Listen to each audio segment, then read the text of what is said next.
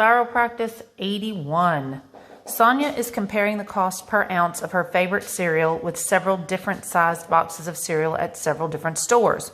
Which is the least cost per ounce for the boxes of cereal? So you can tell this tells you how much it's going to cost per ounce already for each of these types of cereals. So if you look at your answer choices, one of the things I'm going to do is I'm going to draw my T-chart here.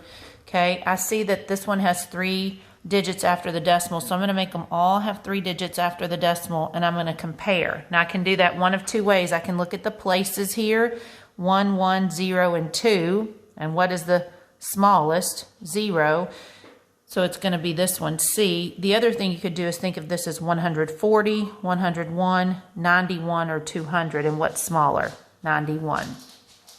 Number 2, Mrs. Garcia pays $125 in federal income tax each week. She also pays a Social Security tax of 80 hundredths times her federal income tax. What is the amount of Social Security tax that Mrs. Garcia pays each week?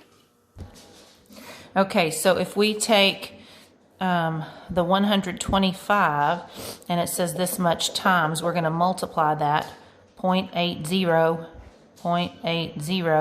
Now remember, with the 0, I'm just going to drop it down. Remember, you don't line up decimals when you're multiplying. And I'm just going to multiply 8 times everything on the top. 8 times 5, 40. Put down your 0, carry your 4. 8 times 2 is 16, plus 4 is 20. Put down your 0, carry your 2. 8 times 1 is 8, plus 2 is 10.